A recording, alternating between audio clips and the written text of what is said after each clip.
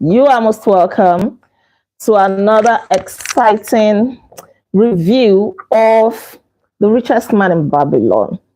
So today we're going to be reviewing chapter 2 of this book that teaches us about financial prosperity. This book teaches us how to make money, how to keep money, how to make more money, right? How to keep making money, more money with the money that you have.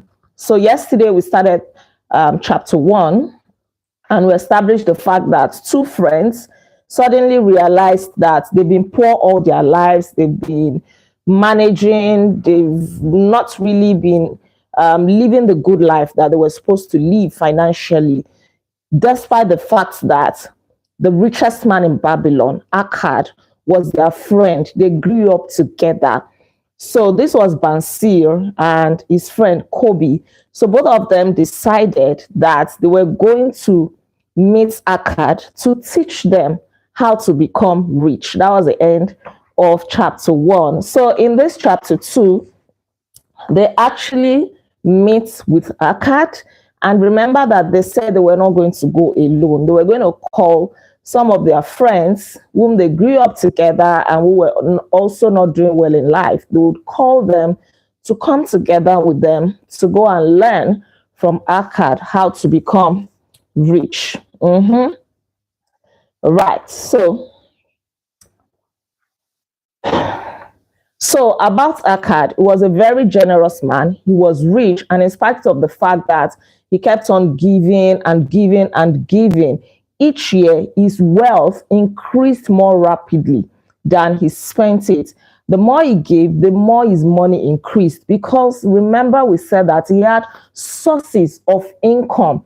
So his money would keep increasing because there are sources to refill the money. And they went to him and told him, "You are more fortunate than we. You have become the richest man in all Babylon while we struggle for existence." And they remember that they used to be equal. They studied under the same master. They used to play the same games. And it wasn't that he was wiser or more intelligent than them. So they were really surprised that now he is way richer than they were. And Akkad told them and said, "If you have not acquired more than a bare existence in the years since we were youths, it is because you either have failed to learn the laws that govern the building of wealth, or else you do not observe them." So Akkad told them that the reason why you are poor can be alluded to through two things. Number one, it is either because you have failed to learn the laws that govern the building of wealth, how to become rich, or you know the laws, but you do not observe them. And Akkad told them that wealth is a power. With wealth, many things are possible. Wealth is a power. With wealth, many things are possible. With wealth, you can buy ornaments, you can build the best houses that you want with the richest furnishings, you can sail the distant seas, you can feast on the delicacies of far lands, you can buy ornaments of gold, you can build mighty temple for God or for the gods. Here it says for the gods, right? You can build mighty temples for God. You can do all the things. You can travel abroad. You can vacation abroad. You can send your children to the best schools. With wealth, you can do so many things. With wealth, you can even get people. People like to worship those who have money, right? So with wealth is indeed power. You can do so many things. And then he said that when I realized all this, I declared to myself, this is Akkad. He's now telling them the genesis of his wealth, because they were wondering, we all grew up together. This guy, you're not smarter than us. What happened? So he's telling them here, when I realized all this, as in all the things that money can do, I declared to myself that I would claim my share of the good things of life. I would not be one of those who stand afar off, enviously watching others enjoy. I would not be content to clothe myself in the cheapest raiment that looked respectable. I would not be satisfied with the lot of a poor man. On the contrary, I would make myself a guest at the banquet of good things. He decided that he was not going to be poor. He decided that he too will acquire money to get all the good things of life. So he decided that he was going to achieve what he desired. And if he was to achieve what he desired, he said time and study would be required. So he said, as for time, all men have time in abundance. I have time in abundance. You have time in abundance. We all have time in abundance. Yet, you have let sleep by. You have let sufficient time slip by, right? All the time that you are supposed to have made yourself wealthy. This is him telling his friends. You have wasted time. All the time that you're supposed to be wealthy, it is now that you're waking up. Well, I would say thankfully for them, at least they woke up at some point. Some people never wake up. And so they die in abject poverty. So he said you have wasted sufficient time. Yet you admit you have nothing to show except your good families. You have no money to show except that, oh, you are married and you have children. Is that all there is to life? Children that you cannot even feed well. Your wife that her skin has become tarnished because you cannot maintain a good skin. She cannot even eat good food. When you married her, she was looking fresher. But now you can't even take good care of her. Right? He said you have allowed time to slip by. All the times I was supposed to work or think about how to be rich and do things that will make you rich, they are gone. And as for study, did not our wise teachers teach us that learning was of two kinds? Number one, the one kind being the things we learned and knew. There are so many things that we learn in life, without anybody teaching you, or maybe by going to school. And number two is the training that taught us how to find out the things that we do not know. And the second one is the most important. It is very easy to come across things and learn about them, or to go to school. Many people go to school. But how many people actually go out of their ways to find out about the things that they do not know? That, oh, I want to be wealthy. Those people who are wealthy, how are they doing it? What do they do? What books do they read? And things like that. Not many people do that. And this second one is very, very important. And this will be the difference, one of the differences between those who make it in life and those who do not. So it said that, therefore did I decide to find out how one might accumulate wealth. He decided to find out. He decided to search it out. And when I had found out, to make this my task and do it well. So he said that when he was much younger, he was working as a scribe in the hall of records, right? Like a writer. In those days, there were no books. So they would write on wooden plates, I'm sure you understand what I'm saying. Like what I have on the wall there, but wooden. Some are bigger, and they will write on them as a scribe, right? So he was working in the hall of records where they would write, and he would work long hours. He would labor upon clay tablets, writing week after week, month after month. He labored, but then his earnings were very, very, yes, like a slate, thank you. His earnings were very, very low. He had little or nothing to show for all his hard work. But he said one thing that struck me. He said, but my determination did not leave me. He was poor. He desired to be wealthy. He was working hard. The money was really nothing to write home about, but his determination did not leave him. So no matter what happens to you, do not lose your determination. Don't let your determination leave you. And it was that determination that attracted, yes, the wealth that he got. Let me tell you this. Whatever you think about long enough, you will eventually attract.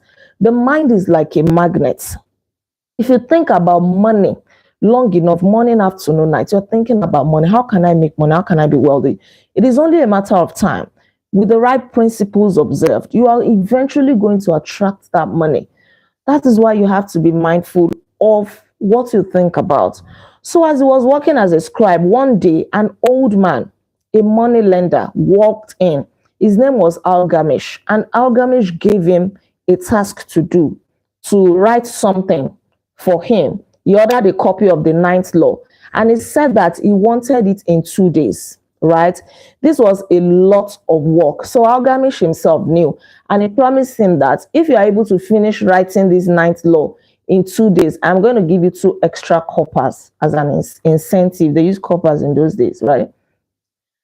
2 coppers, or let's say like 2 cents, two kobo, something like that. I'm going to give it to you. So he decided to work hard. He worked and worked and worked. But by the time Algamish came in 2 days, the work was not yet finished. Algamish was so angry at him that, oh, why would you not have finished my work? If he were to be a slave, Algamish would have beaten him up. But then it was nothing like that. So he decided to make a deal. Now, cast your mind back to when I say whatever you fill your mind with, right? So it struck him, and he decided to make a deal with Algamish. He said, okay, I am ready to work on this, your ninth law that you want, if only you will promise me one thing. You are a very rich man. Tell me how I may also become rich. And all night I am going to work. I'm going to carve upon this, your clay. And by the time you come in the morning, your work is going to be ready. But you must tell me how to become rich, because this has been the thoughts that occupied his mind. So when this money lender came in at this point, he spotted that opportunity, that yes, this is my opportunity to become rich. Opportunities are everywhere, but sometimes, so many times, you don't see them because we're not thinking about them. We're not looking in that direction. And so they pass us by, right? So Algamish smiled and thought that, yes, this is a very smart boy, that is a good bargain. And they struck a deal. So he worked so hard. He said that his back was so bent from working. It was indeed hard work. He didn't sleep all night. And when Algamish came in the morning, indeed, his work was ready. His work was ready, right? And Algamish said, okay, now you have fulfilled your own part of the bargain, my son. I am also going to fulfill my own part of the bargain. You are a very wise boy for seeking the wisdom of an old man like me. Because so many youths think that wise people do not have wisdom. A wise person may be poor, but you can also benefit from his wisdom and ask him, what are the things that he did in life that made him poor? Yes. It is not only from the rich that you can actually learn how to be rich. Well, this is me adding this part to it. One of the things that Algamish told him is this. Let me read it. It says, but remember this, the sun that shines today is the sun that shone when thy father was born, and will still be the shining, and will still be shining when thy last grandchild shall pass into the darkness. That means that the sun that is shining on us today is the same sun that shone on our grandfathers and great-grandfathers. So nothing, when it comes to the universe, nothing is changing. You are the one that will find a way to change your condition. Don't think that things are going to get better as you grow older. Things are not going to get better. If you don't do anything, as the world is changing, you will see that you are not changing, right? The same way people were poor in those days, people are still poor today. People are still going to be poor till Jesus comes if they don't do anything about their situation. So the times are changing quite all right. The universe, nothing is changing about it. If you don't change your situation, if you don't learn new things, if you don't maximize your time, you don't save, you don't invest, God forbid that you may find yourself in the same position that your fathers or ancestors were, right? All right. So he decided to teach him. He said, I found the road to wealth. Excuse me. When I decided, let me read this part. He said, mark my words, for if you do not, you will fail to grasp the truth I will tell you, and you will think that your night's work has been in vain. So this is the point where I also want us to learn from the truth of this man. Remember, we read yesterday that the principles applied by the people of Babylon are still very, very potent today. If we also apply the principles, we can be as wealthy as the people of Babylon. And he said, I found the road to wealth when I decided that a part of all I earned was mine to keep. That is the first lesson. A part of all you earn is yours to keep. It does not belong to anybody. And this principle made Algamish, who was formerly a sheep herder, to become a money lender. So it is foolish of you when you collect your salary or you make profits from your business and you are paying everybody else. Algamish says it is foolish. That means that you're a dullard. You labor for other people. The moment you collect your salary or profits from that, your business, you are buying things here and there. You buy food, you buy water, you buy shoes, you buy bag, you pay school fees, you make your hair, you do all that, but you do not keep anything for yourself. You have nothing to show. It means that you have worked for all those people. It doesn't matter how pressing that need is, right? You cannot be working for everybody. Even though they are selling something indirectly, it means that you have gone to work for them. Imagine working for other people for one whole month, and the moment you collect your money, you share it, all in the name of buying things, keeping body and soul together. Oh, we have to eat, we have to drink, we have to survive. You pay the landlord, you pay everybody, and nothing is kept for yourself. It is foolishness. So every copper that you earn, every money, every penny, every cent that you earn must also earn for you. If you would become wealthy, then what you save must earn, and its children must also earn, that all may help to give you the abundance that you crave. So it all starts by saving 10% of your income, no matter how little your income is. That is the minimum. It doesn't mean that you should now limit yourself to 10% if you can do more than that.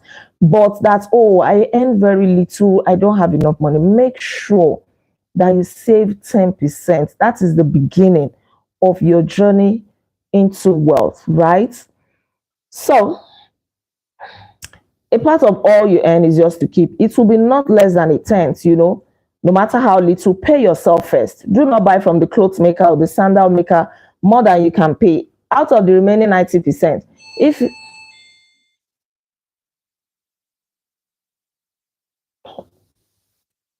please, can you come back? Sorry, just a minute.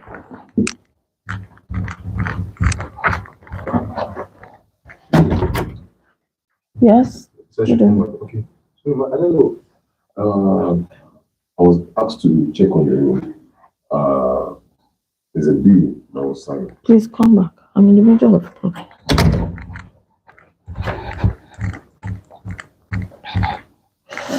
Oh, I'm so sorry. Sorry about that. All right. So you must pay yourself first, no matter how little you earn. Do not buy from anybody else until you have paid yourself. I was going to say that if you're a Christian, of course, you want to pay your tithe first. Immediately after you remove your tithe, then you pay yourself at least 10%. Now it remains 80%. Anything that you cannot buy from that 80%, leave it. Put it on the budget for the coming month. And then probably you cut down on other expenses for the next month, right? That is how you try and juggle things. Because at the end of the day, the money that you keep aside is going to yield more money for you. But if you are not wise about it, to say, but I really need this thing now, then you're going to be shortchanging yourself. The more you delay your savings to say, I'll start next time, the money is not enough, the more you also delay your opportunity, your chance to be wealthy. And that is the truth. Some people will say, I should keep 10% and starve. To me, I think that it is foolishness, right? Because you can deny yourself now for you to enjoy in the future.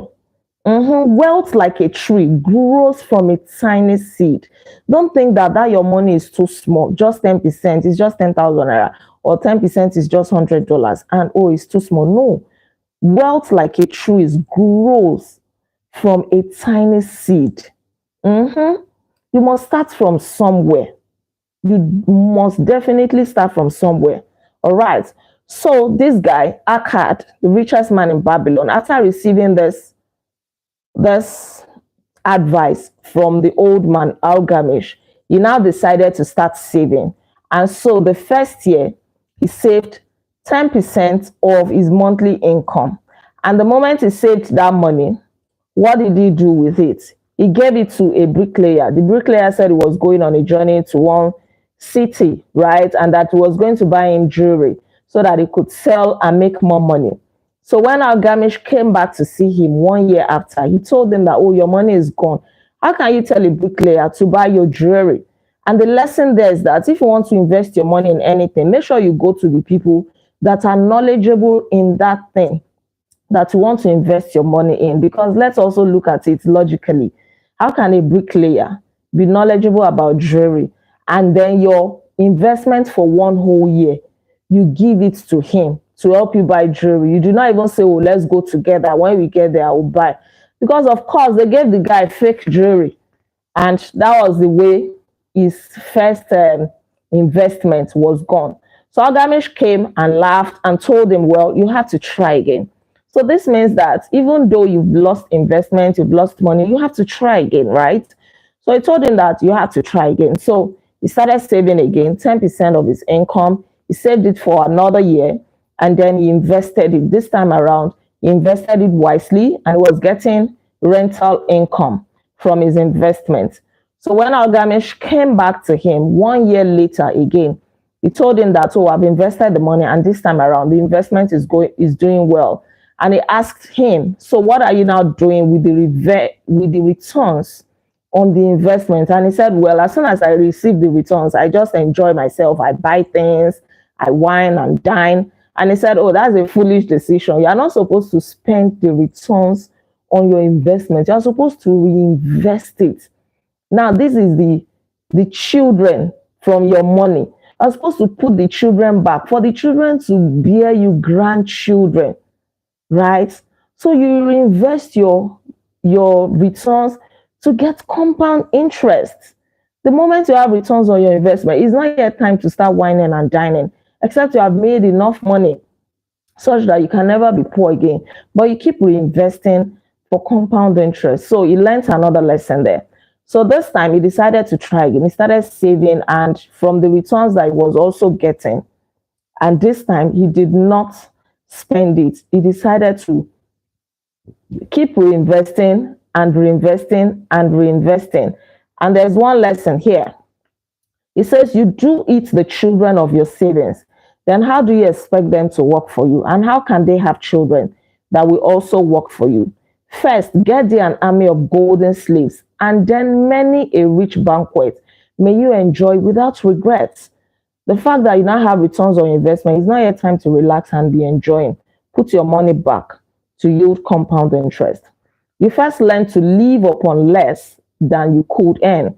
Next, you learn to seek advice from those who were competent through their own experiences to give it. And lastly, you have learned to make gold work for you, because this time he has now learned how to invest properly. So Algamish came back after 2 years and he said, yes, I can see that you have proven yourself to be a man who really wants to be wealthy, who is prudent about money. And not knowing, Akkad did not know that Algamish had actually been testing him. This was how he actually became very wealthy. That Algamish had actually been testing him. All this advice that I was giving him, he was seeing maybe he would carry them through, right? And eventually, when he came back the third time, he said, you have proven yourself to be competent, to be wise. You have learned all the lessons that have been given unto you. Now I want somebody to help me manage my estate, because I cannot hand my estate over to my children. All that my children know is to spend. They just want to spend and spend and spend. And then by the time he would go to the world beyond to go when he dies, his mind will not be at rest. He would not feel fulfilled, leaving his inheritance in the custody of his children. So he decided to ask Akkad to manage his estates for him. And they signed an agreement under the law that they were going to share. There will be a share of this estate to Akkad. And that was how Akkad actually became rich, because by the time Gilgamesh died, the estate, he got his own share of the estate, and that was the beginning of his wealth. But he was able to maintain this wealth, mind you, because he had paid attention to some of the laws that govern money. He first of all learned to keep 1/10 of his income. Then number two, he learned to invest. Then he learned not to spend the returns on his investment immediately, to plow it back for compound interest. Right, so he had mastered the 3 laws of successfully handling wealth. Yeah, so this was how he became wealthy. This was the genesis of being the richest man in Babylon. And his friends asked him, his friends who have been listening, they said, oh, you are very, very fortunate that you met a man like Gilgamesh. And he said, no, this is not about being fortunate. You can only say that you are fortunate if something just jumps on your lap, right? Fortunate only in that he had the desire to prosper. Before he met Gilgamesh, all his thoughts was filled with the hunger and thirst for wealth, for riches. So when Gilgamesh showed up, it was only natural that what occupied his being, his mind, and his brain, everything, could strike him to say, oh, let me make this deal with Gilgamesh, that if I complete his work by inscribing on the clay tablet, he's going to teach me how to become rich. So there is nothing really like, oh, you are lucky, you are lucky, you are lucky. I really don't believe in luck. So people will say, oh, you are lucky, but they don't know the work that you have been putting in. They don't know what you are doing on the ground. They don't know the sleepless nights that you have to put yourself through, the sacrifices that you have to make. And it is so easy for them to just, oh, you are lucky, you are lucky. Let them also do what you did, and then they will find that luck. So this guy had the desire to become rich, to prosper, even before he met Gilgamesh. And when he met Gilgamesh, he found an opportunity. It was an opportunity that his mind was prepared for. So what is that opportunity that your mind is prepared for? If your mind is not prepared for anything, that opportunity will pass right under your nose and you will not recognize it, right? Another person said, oh, it is your willpower that made you succeed. Well, maybe willpower. So you too can get that willpower. And I like the illustration that he gave here. He said, willpower is but the unflinching purpose to carry a task you set for yourself to fulfillment. This is what a lot of people lack. If something is not working immediately, they give up on it. Now, let me give you that illustration of willpower. If you say to yourself, according to this, that, oh, on your way home every day as you're coming from work, you're going to pick a stone from the ground and throw it into a river, and that you're going to do this for maybe 7 days. Okay, let's say 7 days, right? I'm going to do this for 7 days. And every day as you pass, you actually pick a stone. Once you get to the river, you throw it into the river. It sounds to them, and then you go home. But then on the 5th day, for example, you have gotten home when you remember that, I didn't remember to pick a stone today. The normal thing to do is to say to yourself or to do is that, oh, well, I'm already home. Tomorrow, when I'm passing by the river, I'll pick 2 stones instead. The one that I forget to pick today and the one for tomorrow. So I'll just throw the 2 stones into the river. But willpower says no. You must go back immediately, even though you're home. You must go back and pick that stone for that day. Throw it in the river on that day. That is a strong willpower to make sure that the task you set for yourself, you actually complete it. No obstacle, no stories, no excuses. And if you are able to do this, you are training yourself. A lot of people give excuses. I don't like giving excuses. And so I'm allergic to people that give excuses. Like, come and do this. See, I joined this live. A quick example. I'm not even supposed to come live today because I was extremely, extremely, extremely busy. Right? Extremely busy. Even as I was moving about, I was reading this book. I still make sure that I read this chapter. As I was talking to people, as I was interacting with them, one eye on the book. As I was coming in the car, I was scheduling the live session. So I have a cogent reason not to come live, but because I am learning to kill excuses. Because excuses will always be there. We always have reasons not to do something. You always have reasons not to save. You have reasons not to invest. You have reasons not to read. You have reasons not to go to church. You have reasons not to go to school. The excuses will always be there, and they are valid excuses. My excuse would have been a very valid one. I had to rush my dinner. I had to do everything. I had to put so many things on hold to say, no, I am committed to this thing. Some people are going to be waiting for me. I have to come and do it. That is you training yourself to be committed to something. No matter what, you must be dogged. That is the spirit. You must be very, very dogged. If you don't have it already, you need to go and learn it. If that thing is not something that you have looked at it, if it is not something that I've really looked at it and said, there is no way, there's no way, there's no way. That is the only time. But that I can still wiggle my way through. Forget it, I'm going to do it. And that is one grace that I'm thankful to God for. Right? You must be dogged. You cannot achieve anything tangible in life by being sloppy, by giving excuses all the time. Oh, I can't do this. It's because of this. It's because of that. And there will always be what ifs. It's because, and all of that. Right? You must have a strong willpower. Akkad says, when I set a task for myself, I complete it.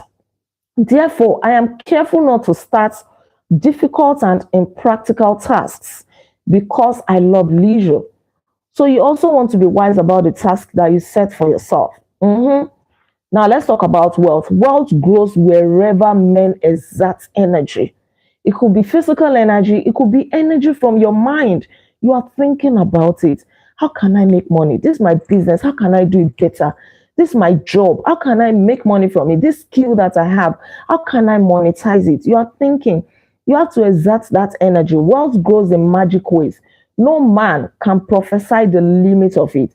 Someone of his friends asked him that, if all of us become wealthy, then there will not be enough money to go around. And he said, no, you're getting it wrong. All of us can be wealthy. Because if I decide to buy this shirt, right, the money goes to somebody. A part of the money goes to the person that sourced the raw material. A part of it goes to the person that did the sewing. A part of it goes to the factory that puts everything together. A part of it goes to the retailer that is selling it at the shop. So the wealth will always go round, right? A part of all I earn is mine to keep. That is the wisdom of Gilgamesh. Say it in the morning. This is a task for you. Say it in the morning when you first arise. Say it at noon. Say it at night. Say it each hour. Say it every day. Be reminding yourself. Say it until the words are entrenched in your mind. A part of all I earn is mine to keep. Impress yourself with this idea so that you don't spend all that you earn. Ensure an income for yourself. Make sure you ensure an income for your future, and do not be quick to put your money into investments that will make you lose your money. Make sure you do your due diligence. Don't give your money to people who promise you ridiculous interest. And before you do anything, seek the counsel of wise people. Seek advice from those whose daily work is handling money. Don't be in a hurry. Don't put your money in get quick rich scheme. Your money may be gone before your eyes.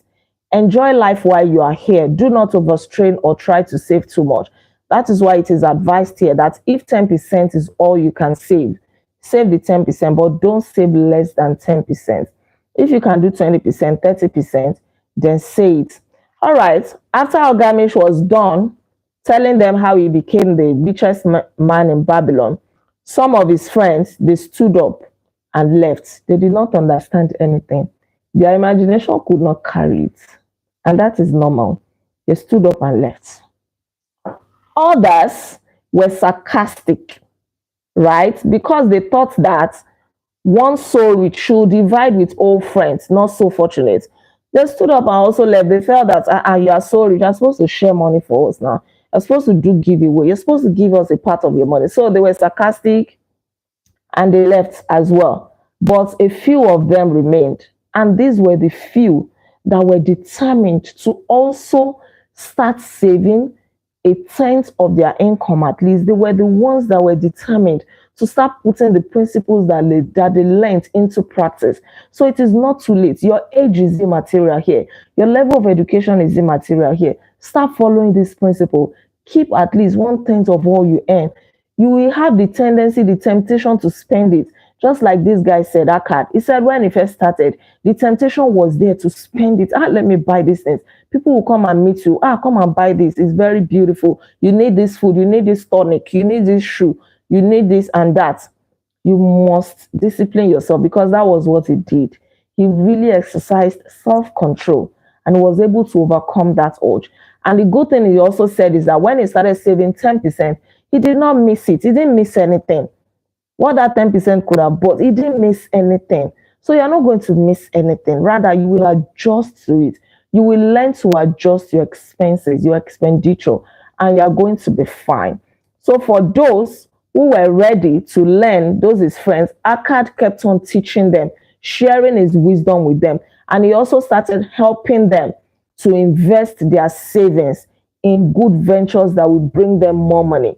The turning point in this man's lives came upon that day when they realized the truth that had come from Gilgamesh to Akkad, and from Akkad to them, and now from them, or from George S. Clason to us. So I hope that we're going to start applying these principles. I hope that we'll be accountable. You can be accountable to somebody if you cannot do it alone. Yes, you can be accountable to somebody to say, I really want to do this. All right. Thank you so much for tuning in. We've come to the end of the review of chapter 2 of The Richest Man in Babylon. Right. Please don't forget to like this video. In case you have not liked it, please share all of your comments with me in the comment section below. And please subscribe to this channel in case you're yet subscribed. I remain Olaide Agbaje, also known as First Lady. And on this channel, I inspire you to live intentionally. I'll come your way again by God's grace tomorrow, and we'll review chapter 3 of this book, which is titled 7 Cures for a Lean Purse. Until then, be intentional. Bye-bye.